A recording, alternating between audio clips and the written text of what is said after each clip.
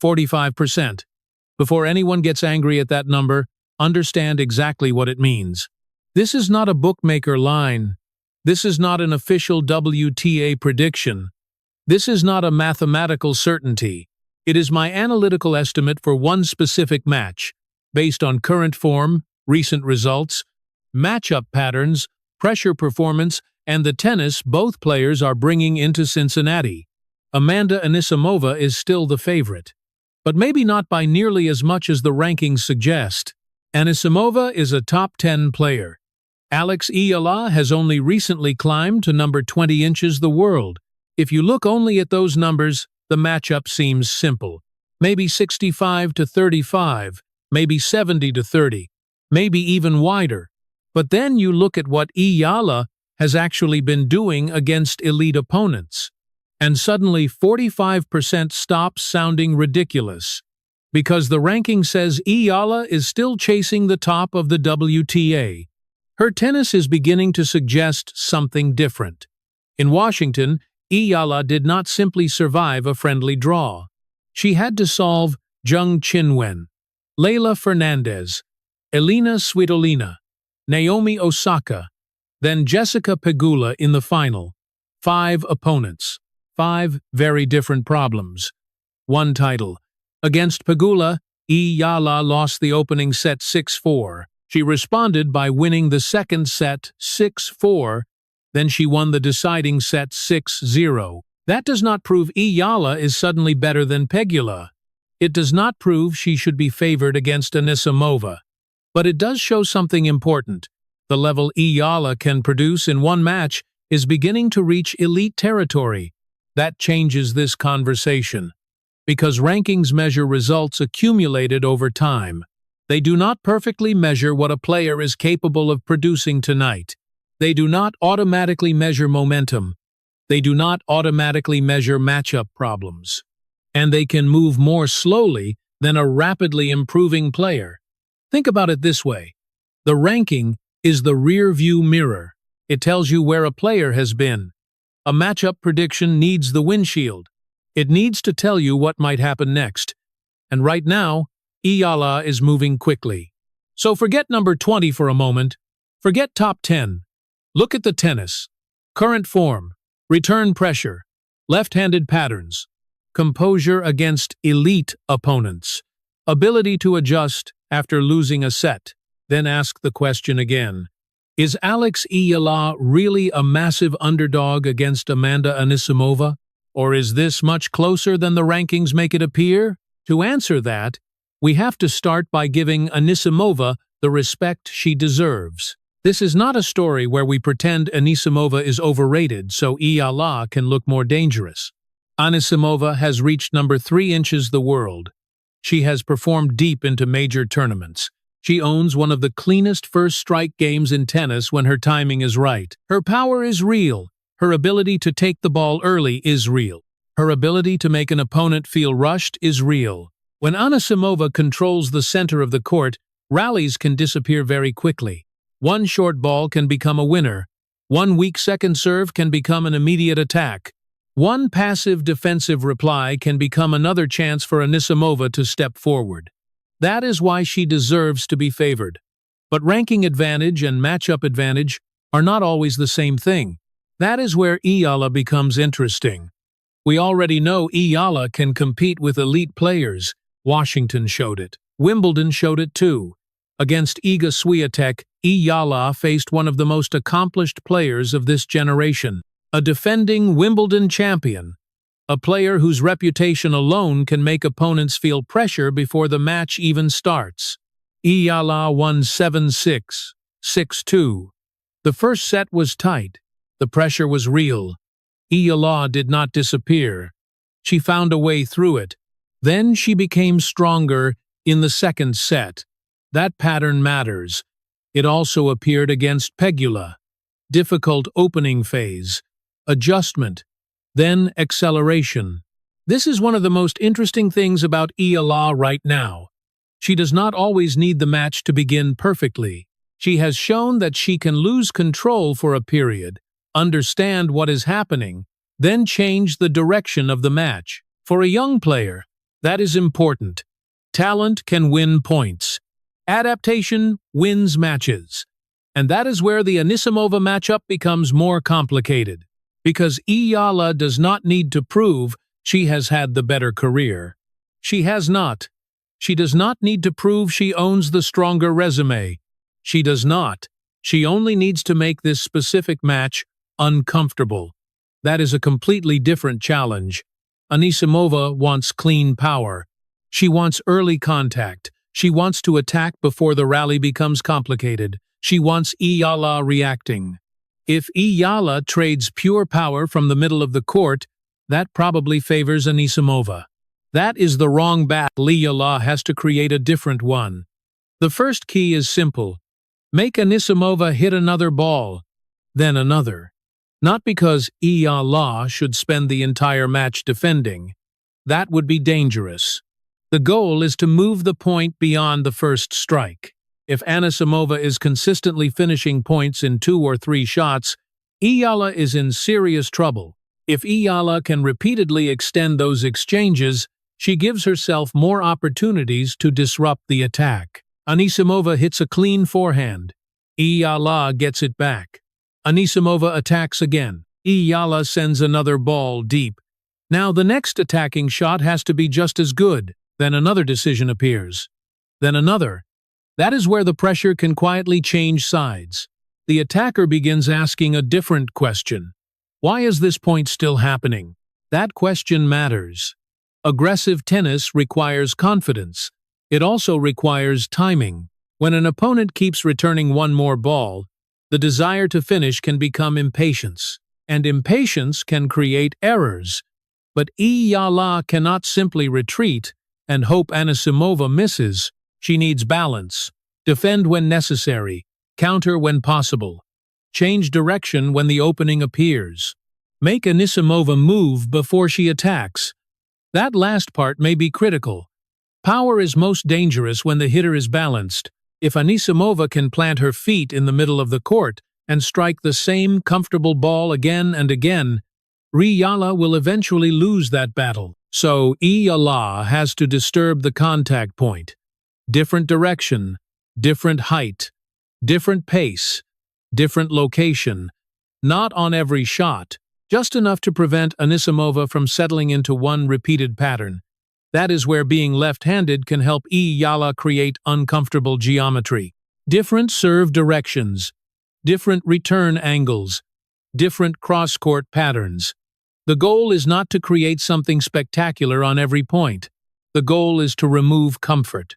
The second key is the return. This may be the most important battle in the entire match.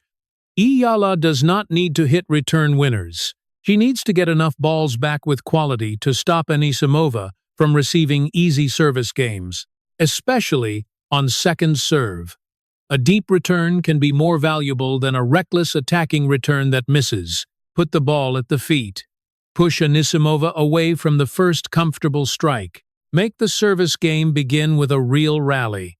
If Eala can repeatedly reach 30 all, if she can create deuce games, if she can earn break points, the entire match changes. Not because one break point guarantees anything, because Anisimova suddenly has to work for every hold. That is the type of match Eala needs. The third key is controlling the middle of the court. Eala cannot allow Anisimova to constantly step forward. A short neutral ball becomes an invitation. Anisimova does not need many invitations, so depth matters. The return needs depth. The neutral ball needs depth. The defensive ball needs enough height or shape to prevent the immediate finish. Then when Eala sees an opportunity, she has to move forward herself. She cannot defend from far behind the baseline forever. At some point, she has to redirect pace. Use the speed already coming toward her. Take time away when the opportunity is safe. Make Anisimova react too. That is the tactical balance. Do not try to overpower the power player. Make power harder to use. That is the real question behind 45%. Not whether number 20 is better than a top 10 player. That is too simple. The better question is whether the game of Eala can disrupt the game of Anisimova long enough for the ranking difference to matter less, and there is evidence that Eala can create that kind of discomfort. Look again at Washington. Not every opponent there played the same style. Jung brought explosive power. Fernandez brought speed and resistance. Svitolina brought patience and experience. Osaka brought first strike danger. Pegula brought control and consistency. Eala had to solve different problems. That matters more than one isolated upset. One big victory can happen. A player can catch fire. An opponent can have a bad day. But when a player keeps finding different solutions against different elite opponents, the explanation begins changing. It becomes harder to say everything is an accident. This is why Eala enters Cincinnati with something important. Proof. She does not have to walk onto court wondering whether she can beat a major name. She already knows she can. That does not guarantee another victory, but it changes the emotional starting point. The name across the net feels smaller. The ranking feels less intimidating. The match becomes simpler. 1 point. 1 game, 1 set. That matters against Anisimova, because Anisimova owns the more established weapons. But reputation is also part of the advantage of a favorite. If the underdog is intimidated, the favorite begins the match with something extra. Eala has fewer reasons to give Anisimova that advantage now. She has already faced champions. She has already played from behind. She has already survived pressure. She has already found ways through. That is one reason current form matters. Eala is not arriving in Cincinnati trying to discover whether she belongs in these matches. She is trying to prove how often she can win them. That is a very different mentality. Now imagine how the opening 20 minutes could shape everything. If Anisimova begins by controlling the center, if she attacks every short second serve, if she keeps the rallies short, if she breaks early, then 45% can disappear very quickly. That is the danger. Anisimova has the ability to make this matchup look completely one-sided if Eala allows her to dictate immediately. But the opposite possibility also exists. Eala holds her opening service game. She puts enough returns in play. One Anisimova service game reaches 30-all. Then another becomes difficult. A long rally appears. Eala makes Anisimova hit one extra ball. Then another. Suddenly the match reaches 3-3. Now the ranking matters a little less. The favorite begins to feel that the underdog is not leaving. At 4-4, every loose game becomes dangerous. At 5-5, nobody inside the stadium cares very much about number 20 against top 10. They care about the next point. That is where Eala wants the match. Not because Anisimova suddenly loses her power. She does not. Not because experience disappears.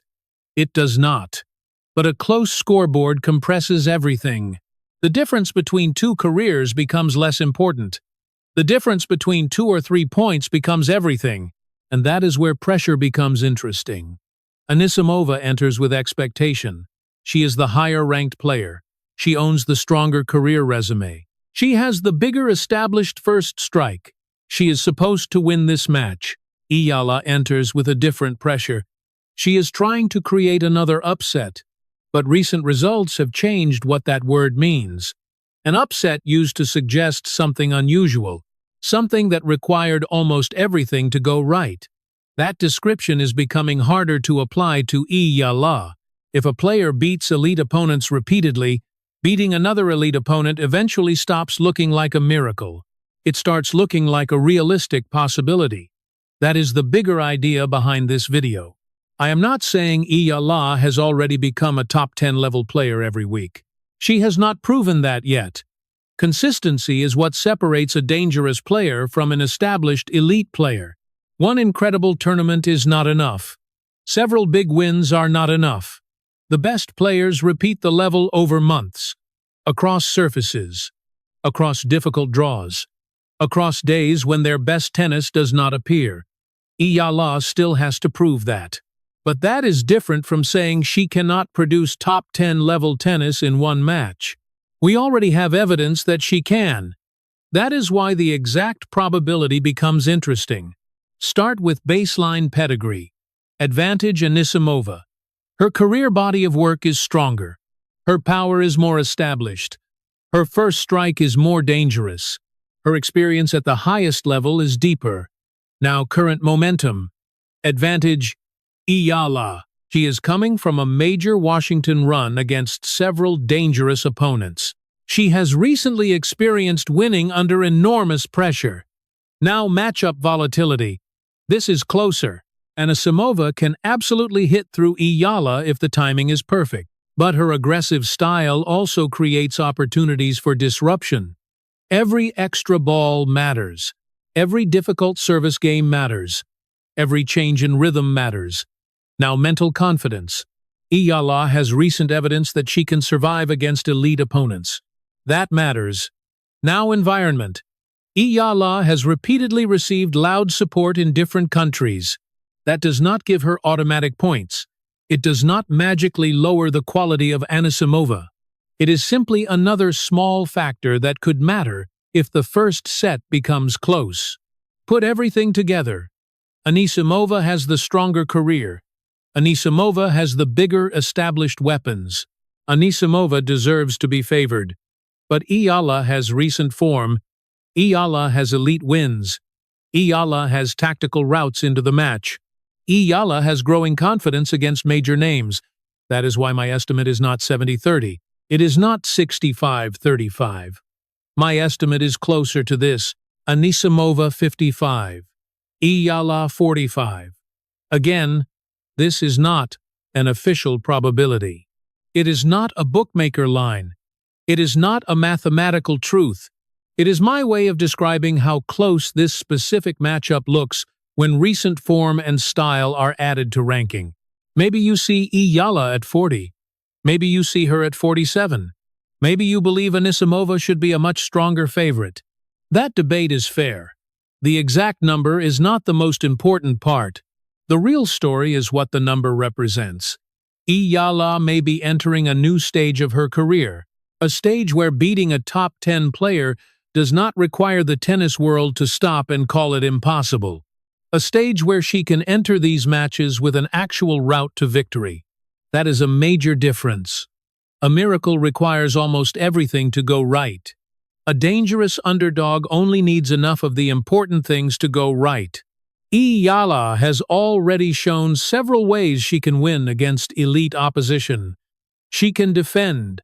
She can return aggressively. She can survive pressure. She can adjust after losing a set. She can raise her level late. Those are repeatable tennis skills. And repeatable skills are what make an upset threat real. So when the match begins, do not start by staring at the ranking. Watch the return. Is Eala putting enough balls into play? Watch the depth. Is Anisimova constantly stepping inside the court?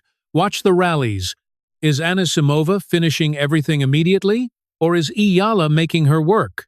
Watch the second serve. Can Eala create pressure there? Watch the scoreboard. Is Eala still close after 20 minutes? If the answer to those questions begins favoring Eala, 45% may start feeling very reasonable. If Anisimova breaks early, controls the center, and keeps the points short, the number can move in the opposite direction just as quickly. That is what makes this matchup so interesting. It has two completely different possible shapes. One is fast. Anisimova takes time away. Eala defends. Short balls appear. Anisimova attacks. The match runs away. The other is uncomfortable.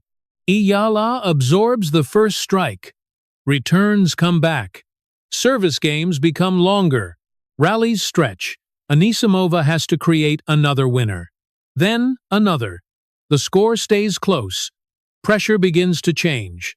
If the second version appears, the ranking gap may become almost irrelevant.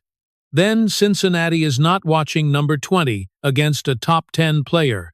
It is watching two players separated by a handful of points. And that brings us back to the number. 45%. Not guaranteed, not official, not magic, a matchup estimate. A warning that the ranking may be telling only part of the story. Anisimova is still the favorite. she should be. But Eala may be much closer than the numbers beside their names suggest. And if Eala can survive the opening power, pressure the second serve, keep enough depth, and make Anisimova hit one more ball than she wants to hit, this match could become uncomfortable very quickly. Then one final question appears. How many times can Alex Eala beat elite players before we stop treating every victory like a shock? Maybe Cincinnati gives us another answer. Because if Eala keeps doing this against top 10 opponents, eventually the conversation has to change. We will stop asking whether she can upset them. We will start asking when she becomes one of them. And Cincinnati may tell us how close that moment really is.